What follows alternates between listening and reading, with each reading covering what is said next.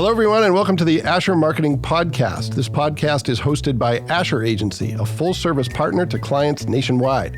Asher's services include media planning, creative, digital and social, website development, public relations, printing and fulfillment, and more. Anything you need to connect with your prospects and tell your story.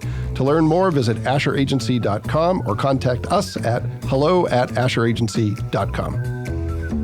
My guest is Cody Heckber. Cody, how you doing? I'm doing well. How are you? I'm great. Well, thanks for joining us. I appreciate it. So I understand you work with Melissa, correct? Yeah, Burn Apparel. I do. Yeah. She is my boss. Yep. So I've known Melissa. Melissa and I have never known each other well, but she's kind of an institution in marketing in Northeast Indiana. Yeah. So she must be a lot of fun to work with. She is fantastic. She is the reason that I have the job at Burn Apparel. Okay. So hold that thought. I want to hear a little bit more about that. We're going to talk about your career path, but I'm super interested in how all that came together.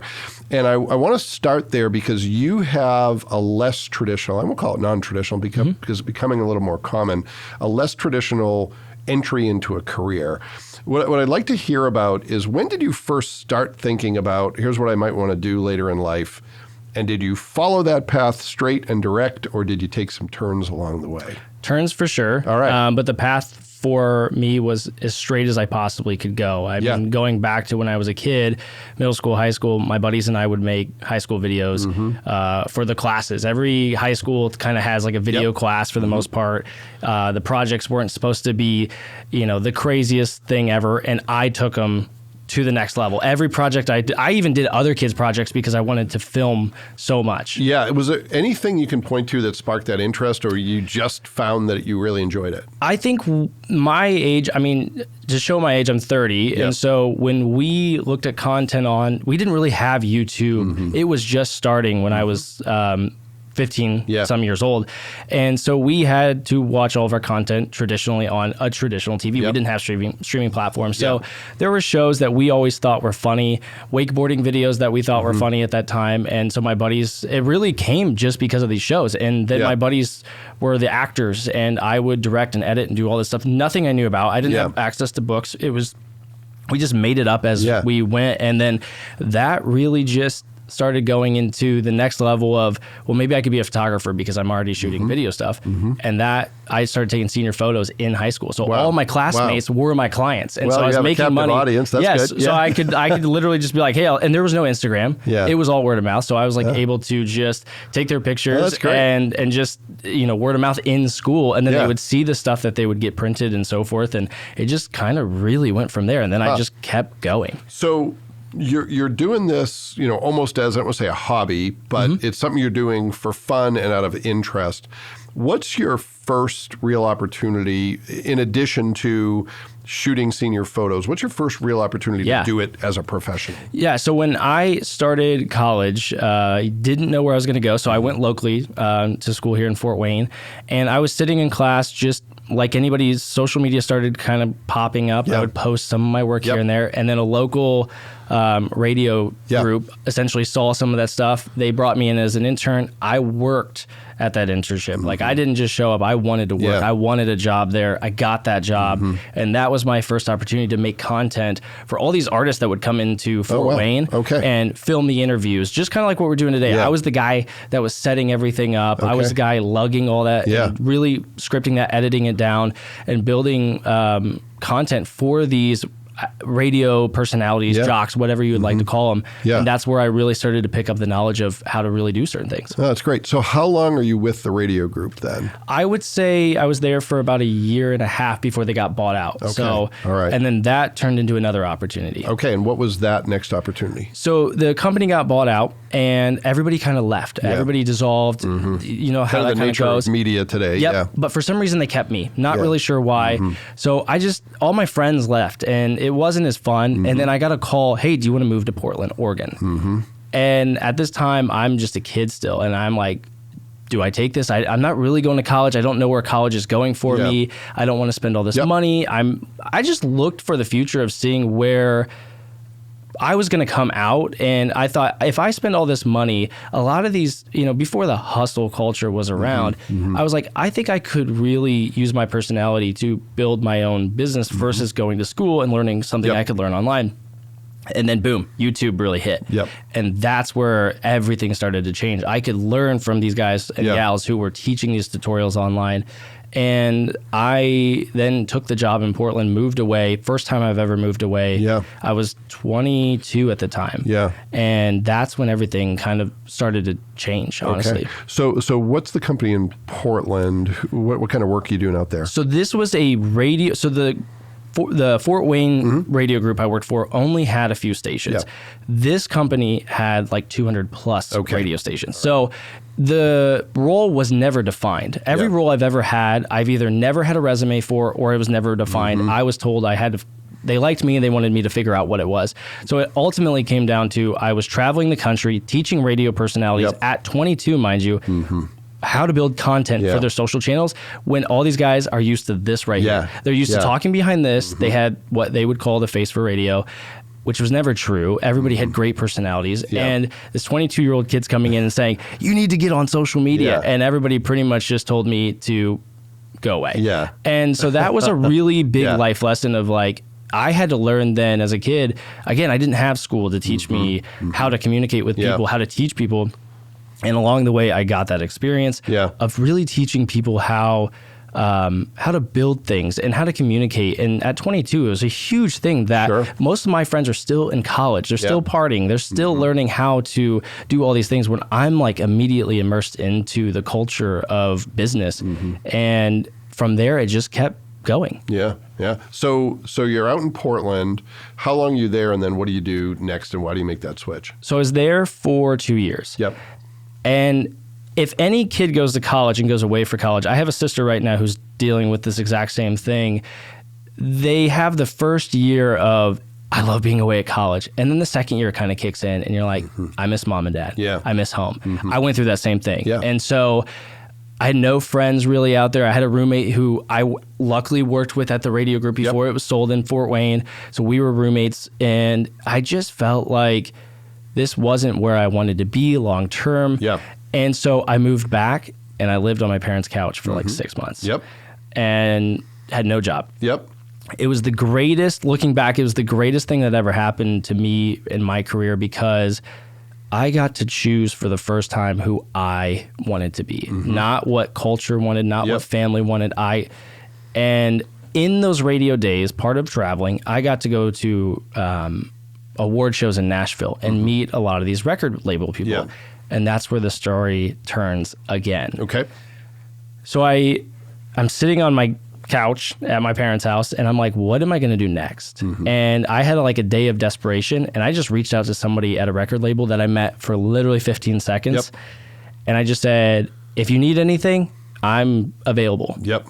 And I got the call. Yeah. Social media helped me once again and I got the call. Well, and it's a great reminder that if you don't ask, the answer is always no, right? Yeah. And that's exactly what Yeah. my dad always taught me. Yeah. He always said that the worst thing that they're ever going to say is no, whether it's a girl, whether it's a job opportunity, anything. And so if I can teach anything to my young kids or anybody that's listening, I would say always ask. Yep. The worst thing they say is no. Yeah. And it's helped me. I mean, I wouldn't have the burn job now if I never would have asked. Yeah. So you make this call. All of a sudden, you have an opportunity in Nashville. Is that correct? Yeah. At a record label. So talk about that, and then what happens next. Sure. Yeah. So I messaged this person on Instagram. She is a VP of marketing at a record label in Nashville. There are at the time maybe 20-ish artists on this label, and I get the call. Hey, we'd love to have you come down. We'd love to have you make content for us and, really develop this role. And then I wait. And then I wait. And I'm waiting for this record label executive to call me and essentially give me the offer letter. Yeah. And you're not working, so those I'm hours not working. seem really long. So it's like, I'm thinking hours, then hours turn to days, to weeks. And then I'm like, at this point, I'm like, I don't think they're going to call. I got to go get a job. So I had to fill a job because I thought they forgot about me. And I went and got another job.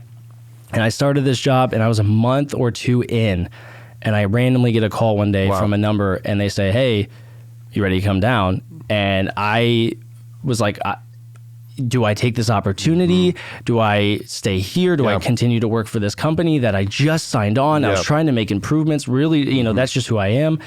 And I had to talk to family and the owner of this company and say, this is a once in a lifetime opportunity. I'm never going to get this again. I got to take it. And he was so nice to say, go for it. Yeah. And to this day, I have to thank him. You know, well, not everyone would be that generous. They'd be thinking about themselves. But No, it's great that 100%. he had a broader vision.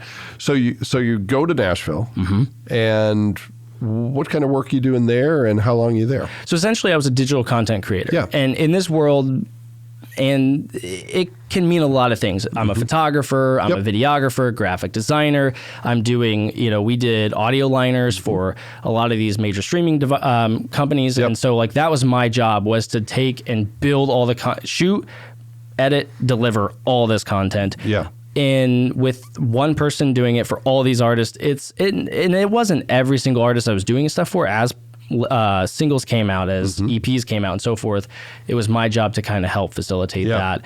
And that was about 4 years of my life doing a lot of that. Wow. Well, and Nashville's the big leagues. You're It is. doing some real stuff with some real people. Yeah. Yeah. So it's a great world. It's a chance of a lifetime. Why do you decide to do something different? So I'm going to go back to my story a little bit, all the way back to when I was 15, making those videos in high school, right? And I think a lot of us can reflect on this. I thought to myself, I want to get to the top. We all want to get to the top. And then you get to the top, it's not a big deal. Yeah. You're like, what's next? Because for me, that's where I was at. I was like, what is next? I'm not, and I know a lot of people at the record label would understand this, I'm not a country listener. Yeah. So I think that at the end of the day, I was not as passionate. I was so focused on getting to the top. I wasn't focused at what was at the top. Right. And so I think that when I look back, I loved my boss. I loved everybody I worked with. I loved the experience. Yeah.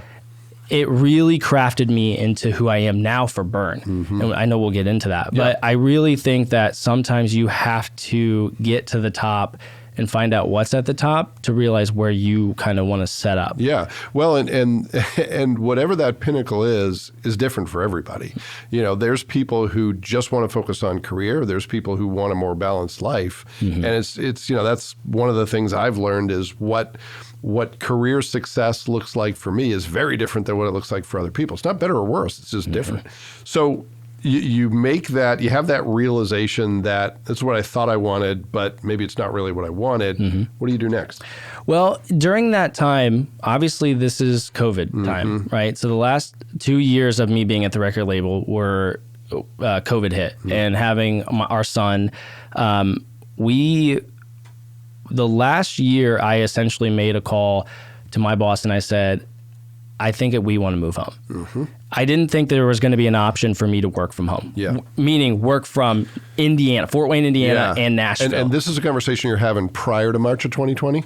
Yeah. So it seems like this will never happen. This would have been like pretty much the year and a half into COVID. Yeah. I pretty much was like, I told my wife, I know that I know they're not going to let me move home and have this job but right now everybody is at home. We could not see our artists. We could not go to film sets. We couldn't do anything. So it didn't really matter where you were. No. And so I pretty much like put in my resignation and there was a conversation that was like, well, what are you going to do? And I said, I don't know, but I know I need to take my family back to Indiana and be with my family and her family. And they said, well, what if you could do this from home? And I said, let's try it. And so I worked essentially from our barn here for a year. And that got real lonely because, again, like anybody can relate to this. It's the working from home life. But I was traveling. Once COVID kind of was dissolving, I was traveling from Fort Wayne to Nashville a lot. And it was staying down there, coming back, staying down there, coming back. And after a while, that's a long 6.5 hour drives just for like a 4-hour content day to turn around and then have to get back up the next morning. Especially when your kids are young. 100%. And so I think one day and this will move into the next part of the story, is that my son and I were doing some stuff around, we have like a wood burner and we have to fill the wood burner up every winter to heat our barns and where we live. And my wife just took a picture of me in a pair of Burn bibs and my son, and that I posted that to social media once again. That opened up a door for us. And you have no connection to Burn No. at this time. Interesting. But, yeah, so I had no connection to anybody at Burn. I had a customer. Yeah, a customer. I had two classmates who actually worked there from Norwell. But out of touch. You know, it's not like we really talked to each other, so it's like there was no real connection. And then I get essentially a DM from Melissa and the team, the marketing team, essentially saying like, would you want to shoot for us? And we built that relationship up. Wow. So was the post with you and your son, did you say? Was that what Melissa saw, and then she dug in a little deeper? I believe so. Yep. I believe that's how it went. And then it was kind of like me saying again, hey, if you need anything, because I'm still working for the record label when that post went out. But so, you want to do something. But I was kind of mentally ready. And so she was like, well, why don't you do a test shoot for us? And we took that test shoot, and I don't do things just a little. I took that test shoot and I went above and beyond. And that was when I think it started for them, like, because they had other photographers across the country. They had influencers who were doing stuff for them. And I think just the difference was the work, just putting in the work and communicating. And luckily, I was right down the road. So was this a case, I know a lot of organizations have made this shift, was this a case where they were using external resources for this stuff and they decided we need someone in-house? It was a little bit of both. They had somebody prior to me, and that person had left. And I think there was a void so they were using that external side. And then that's when I kind of I think it was just right timing. And I think that's a lot of my, career has been right place, right time. So for people who don't know what Burn Apparel is, give me the 20. Melissa's been on the podcast, so if people heard that episode, some of this will be repetitive. But give from your perspective the 20,000-foot view on what Burn Apparel is. So Burn Apparel is a workwear company. We specialize in workwear for those who like to work, whether that is your garden or construction site or any workwear related projects. And so we've been around since 1915. Most people think we've been around for like 5-10 years, but we've actually been around since 1915. And that's a really long time. And we were born in Burn, Indiana, which if you're listening in Fort Wayne is only about a 30-45 minute drive from here. And so they started back in the day building bibs, and we've come to create a massive catalog, and we're just here to really create the best workwear possible. And Cody, what's your role on the team? You've alluded to it, but talk about how you fit into that organization. So my official role is like a digital marketing specialist. And so all the experience going back to the beginning is I help shoot videos. I just help create content essentially. But there's more than that. I help a lot of the digital e-com stuff. So you go to our website now, the way that the website look, it's all like intentional, very designed for a lot of our users who are old and young.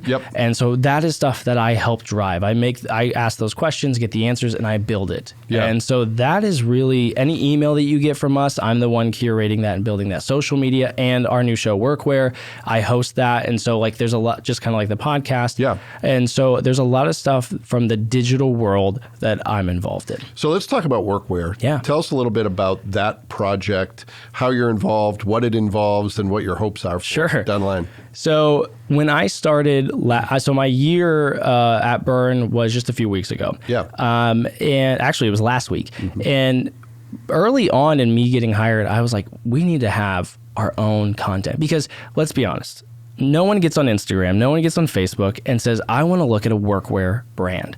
I care about a workwear brand. They don't. We don't. And that was our biggest issue is we have great gear. Everybody knows that. Everybody knows our legacy. Everybody knows that we are the affordable, durable brand. But we just didn't have a lot of heart. And I think that early on was something that I wanted to really showcase, was the heart of why people choose Burn. And so we've made some switches in our branding, right? We used to be Burn Apparel, then we were Burn Workwear, and now we're back to Burn Apparel. So I think that we wanted to like really create a streamlined branding.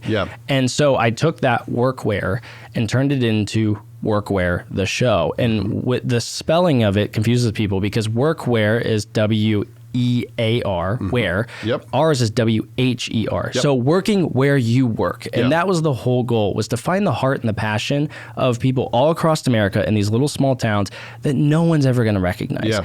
And I wanted to highlight them. I wanted to go find these people who people probably have forgotten about, don't really think about, and really showcase their stories and travel to them and really show that. And it is working. Like, it is really starting to work. So is it a qualifier that person be a loyal customer to Burn Up? Is it known that they are people who are bought into your brand? It is a big thing for us because that would make sense. Yeah, right? so we have an episode coming out pretty soon, and I don't know exactly when this episode's going to be released of the podcast, but we have an episode coming out that is about worms, right? They have a worm farm. Yep. And what was really neat about this episode was one of the guests on there, he had brought out his Burn Apparel jacket that he's been wearing since 1980, Oh, like cool. the 80s essentially. Yeah. And he said, and I have my dad's jacket. Oh, wow. And I have my Burn bibs. Oh, wow. And so like we really got to talk about this. And a lot of the other guests that we've had have owned articles of Burn, and we've just gotten to really talk about that. So that's super cool. So how are you finding these folks? Are you finding them because of social media content they're posting? Is it through customer records? How are you identifying them? Yeah, great question. So the simple answer is there's a couple that we have found just via Google. Yeah. Right. We have just been like, we've got on Google Maps. Yep. And I'm like looking up like places locally, because right now it's just really easy for us to shoot everything locally. Sure. And there's a lot of stories here. Yeah. And it also comes back to our heritage of we're from here, so we want to invest in here. Yep. And so a lot of these companies will just get on Google and just like punch in and say, oh, we're going to do one with a reindeer farm coming up. That's cool. And I didn't know there's a reindeer farm. There's a worm farm 3 hours from here. So we just really like try to find these really unique places that may never be seen and just kind of go from there. So it sounds like you kind of re-engineer from what's the type of work that's reflective of the customers we want to reach, who's doing that, and then backing up from that. Yeah. And even just, it's not just really, really interesting jobs. It's the basic jobs. Yeah. We just did, and I shouldn't necessarily say basic, but just the ones that the ones you don't think about. We just did one for Cedar Creek Meats. The ones that keep the world operational that people don't think about. Yeah. So we just yesterday released our episode of Cedar Creek Meats, and the strategy for us was to find places that were doing something just a slight bit different, just like Burn is. Yeah. We're doing things a little bit differently than everybody else, and we wanted to capitalize on that. And with Cedar Creek Meats, what was great about meeting Tom and Laura, the owners, co-owners of this company, was they raise their own cattle, they raise their own grain, they raise their own hay. They just really take care, and then they have the butcher shop. Yeah. So we're really trying to tell that story, and it's not an educational show necessarily. It is a show about passion and really finding out the community that, just like Burn, we want to find the passion that people love for us, and we want to give that back. Yeah, well, that's great. So you've got workwear, which is always taking up a lot of your time. What are some of the other things, without giving away too many secrets, what are some of the other things you're spending your time on? Is this specifically for Burn? Yeah. Yeah, so we just overhauled our website. So we have been really spending a lot of time really thinking about how customers shop and really making it easier for them. So that was a big task in itself. There's just a lot of other content-driven things that we're doing right now to really showcase different kinds of customers and getting new customers to us. The people that have known us for a long time continue to shop. They continue to go to their farm store or buy from our website or Amazon. But we are really trying to move forward as a company and the marketing team specifically with new customers and really getting to show them why Burn cares about you, why we care about our workwear, and why we can fit into your lives. Yeah. Yeah. Well, that sounds like a big job. It's a big job. It's really fun. And Melissa is spearheading all of that with our team. And I think for such a small team, you would think, you look at some of these other bigger brands and you're like, they probably have a massive team. We have 4. Wow. So a lot of the stuff that you're seeing from us is done by 4 people. Wow. and it's insane how much we are doing. And it's a lot of processing. It's a lot of rebuilding, and it's a lot of growing. So in addition to creating the content, are you actually managing social media for the brand? Yeah, I am. Okay. Yeah. So we have a lot of that. Sometimes we'll like trade off here and there depending on, schedules. But yeah, for the most part, a lot of the posting and responding is either Melissa and or I. Yeah. Wow. I guess I didn't realize it was that tight of a team. That's great. All right. Well, let's pivot to some quick hit questions. And these can be as quick hit as you want them to be. They don't have to be quick. Yeah. Let's talk about career advice. You've alluded to some things you've learned along the way, but what do you think is your best career advice if you were talking to your kids or someone who was, coming up into their career and you had a chance to share with them maybe the most important thing you've learned about being successful in your career, being fulfilled in your career? What would you say that is? Yeah. One, I think success is really hard to define. I think that if you define success as making a lot of money, I think that's going to be a really tough road. But for me, I would say the number one thing is, we already talked about this, but just ask. Yeah. Just ask. It doesn't hurt to ask. I mean, I never would have got workwear if I never would have asked the owners if I could have this show. Yeah. I never would have gotten this job if I never would have asked. Yeah. And anything, I just say, just ask. Even if you're in a current position and you want to try something new, ask. Well, it's the great thing about the environment now is, this podcast was an ask I made of Asher. It was like, hey, do we want to do this? And one of the reasons I've been here for 18 years is the answer is sometimes yes. It's not always yes, but it's like, yes, try it, see what happens. And, 3 years later, 2.5 years later, here we are. Yeah. So yeah, that's great advice. And I think it is really super important for people to build that habit early in life, because it kind of builds upon itself. If you get used to rejection, it doesn't feel all that bad. And you know that the worst thing, as you said earlier, if the worst thing is somebody says no, move on to the next thing. Yeah. And I think the one thing that I've learned for me specifically about the just ask part of it is it is a massive confidence builder. I don't think when you're 20 years old and you're starting your career, or you're coming out of college soon after that, you're thinking, I've got to get a job, I'm going to sit at a desk, or I'm going to do this. But when you start to ask and people say yes, it does build your confidence. For sure. And when they say no, it should build your confidence. It shouldn't be a bad thing. And I think that would be the part B of the just ask is take yes as a win and take no as a win. Because if you take no as a win, then you're going to continue to learn how to ask better questions. Maybe you didn't do your research. Maybe you didn't ask it at the right time. Timing is everything. And so I think that as you continue to just ask, you're going to learn more about yourself. You're going to build that confidence. And I think, honestly, when I look back at my career, I wasn't well-spoken all the time. And I think the more I've asked, the more I've learned how to be a better businessman, a better dad, a better husband. Yeah. Because you have to do that in your home life too. Oh, for sure. For sure. Well, that's great. All right. Second quick hit question. What's something about the work you can do? It can be creating social media content. It can be video content. Could be something completely unrelated to that. Could be about Burn apparel. What's something about the work that you do that is either misunderstood, maybe underappreciated, or it's a myth or a misconception that you think deserves to be amplified a little bit? I'm going to go back to workwear Yeah. because it is my passion right now personally, and it is my baby. I would say that, obviously we want 1 million views on every episode, but the show at the end of the day is not about me. The show is about the guests and it's about the community. And I think that is one thing that if anybody here's what I have to say about it is I want people to know that we do care about our community. Yeah. That's why we built a show. And a show is not just grab a camera and go. There's budgets behind shows. There's money backing shows. Planning. There's a lot of planning. There's a lot of coordinating. There's a lot of travel. There's a lot of editing. I mean, we don't just spend 10 minutes on an episode. We spend weeks on episodes making sure they're crafted. And there's only 2 of us making it. So we're spending more time than most. Yeah. And so we really want people to know that, one, Burn is backing a show that is about the community that we're selling products to. And they're not just products. They're things that you wear every single day when you're doing any project. And that's what we want is people to know that Burn does care. Yeah. If you ever go to a farm store and you're making a decision, there's one company in there that really does care about you. Yeah, well, that's great. All right, last quick hit question. What's something you use in your work? It could be an app, it could be a tool, it could be a piece of technology, it could be something that's analog, it could be a book, something that informs your work that is important to you and you think deserves a little bit of recognition.